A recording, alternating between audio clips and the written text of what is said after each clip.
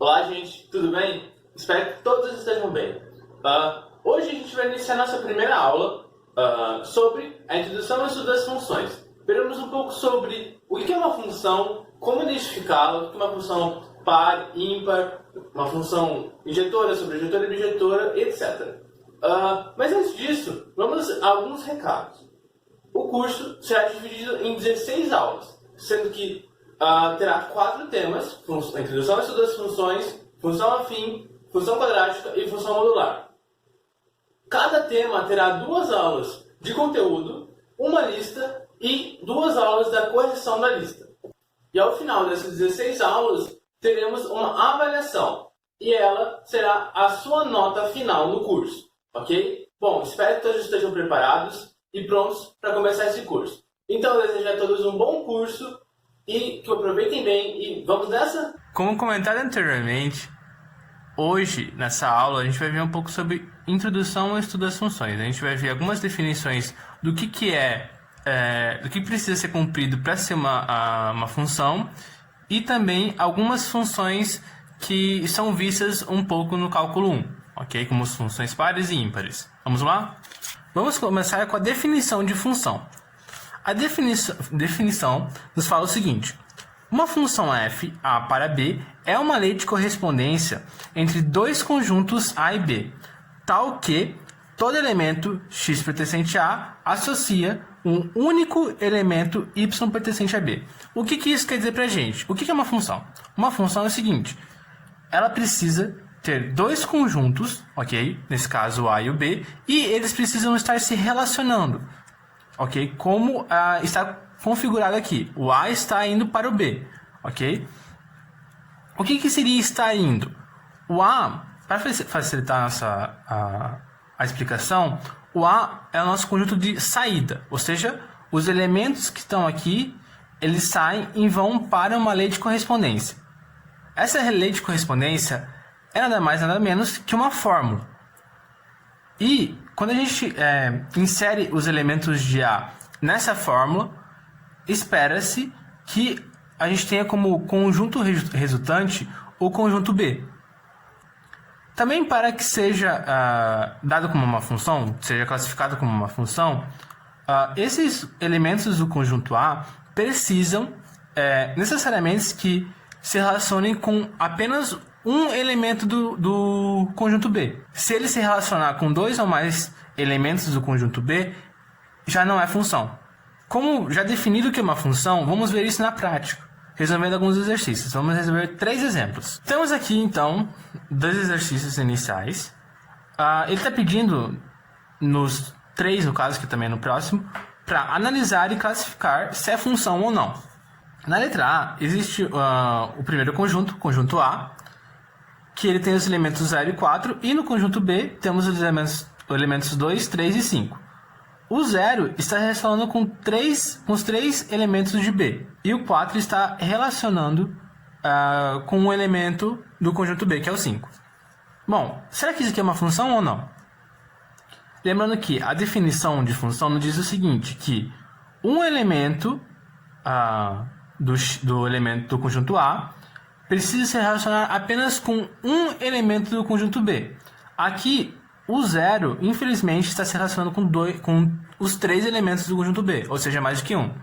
Se não tivesse o 0 aqui, ele até seria um conjunto, uma função.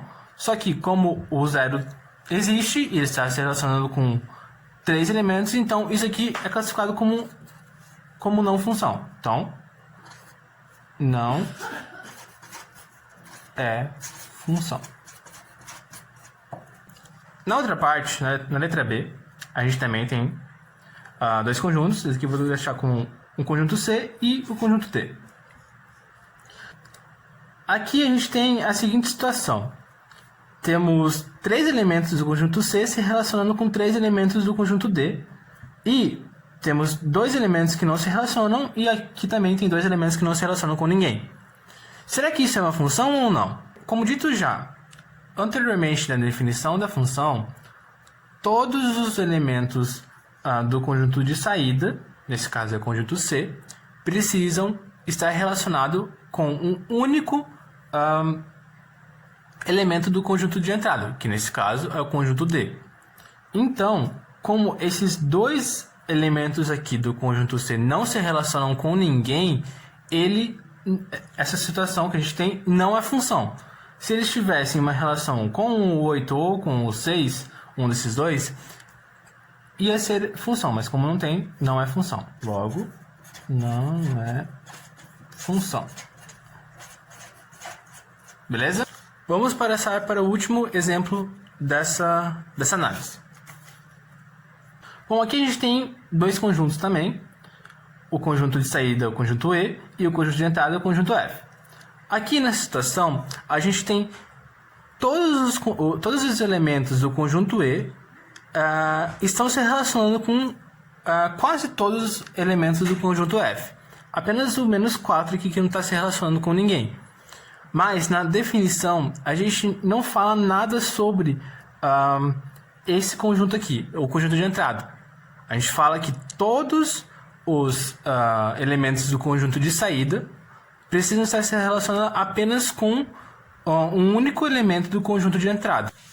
Nessa situação, ele está cumprindo. Não importa se ele está sobrando aqui ou não um elemento no conjunto de entrada. Ok? O importante é estar todos os elementos do conjunto de saída com alguma relação do conjunto, com alguma relação com o elemento do conjunto de entrada. Então, isso aqui, a situação, é uma função.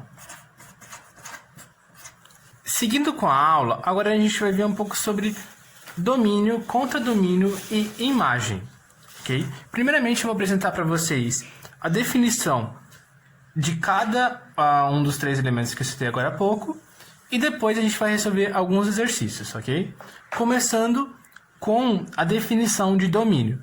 O domínio, segundo sua definição, é o conjunto de todos os elementos que x pertence a A, para os quais existe y pertencente a B, tal que existe o par ordenado x e y pertencente a F. O que isso quer dizer para a gente? Quer dizer o seguinte, que existe o conjunto A e o conjunto B, que quando um elemento do conjunto A, que nesse caso é o x, se relaciona com um elemento do conjunto E, conjunto B, quer dizer, que é o y, eles formam um par ordenado x e y que pertence a um outro novo conjunto, gerado por essa associação dos dois. Isso que é o domínio, ok? Seguindo, o contradomínio, a definição dele fala o seguinte: é o conjunto de todos os elementos que y pertence a B. Ou seja, nesse caso anterior, o contradomínio seria apenas o conjunto dos elementos B, de B. Ok? Então, esse caso aqui seria o contradomínio. E a imagem é o conjunto de todos os elementos que y pertence a B e que estão associados a x pertencente a A, tal que x, existe o par ordenado x e y pertencente a F. O que seria isso? Quando existe a associação entre um elemento do conjunto A e o elemento do conjunto B, essas associações que formam um novo conjunto de par ordenados, esse novo grupo, que são apenas pares ordenados da associação do x e do y, é definido como uma imagem. Mas o que seria isso? O que seriam essas três definições? Eu não entendi nada, professor. Bom, vamos lá. Vendo na própria definição da função, a gente tem o seguinte.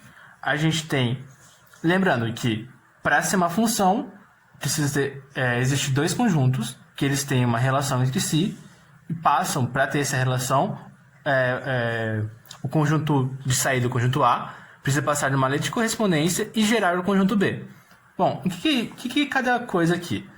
O nosso conjunto de saída seria nosso domínio. Ele seria o que a gente vai inserir na lei de correspondência para gerar o B. O B seria nada mais nada menos que nosso conjunto, nosso contradomínio. Ele que é gerado pela lei de correspondência juntamente com o conjunto de saída, ou o domínio. E a nossa imagem seria a relação entre os dois.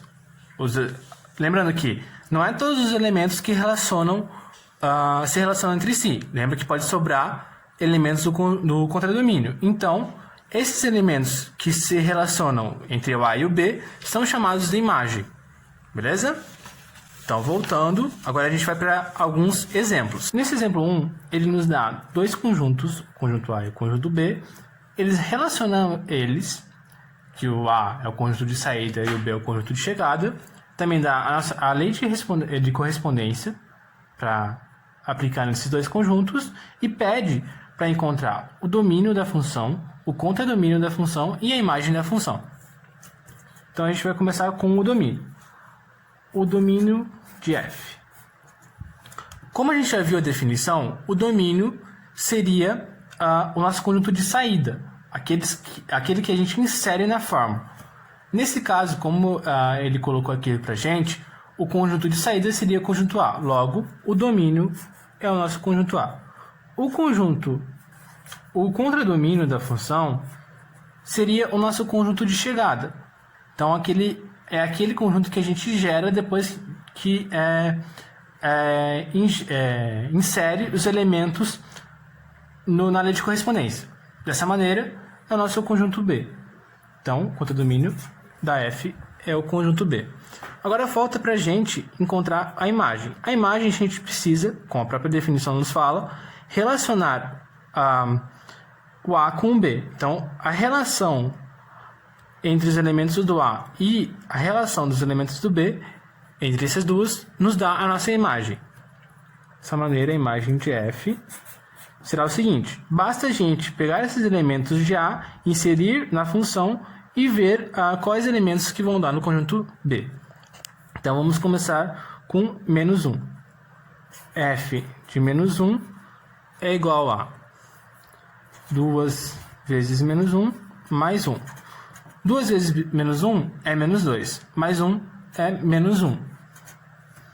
Então, a gente vai colocar aqui, dá menos 1. F de 0 agora. 2 vezes 0, mais 1. 2 vezes 0 é 0, mais 1 é 1. Então, coloco aqui. F de 1, desse 1 aqui.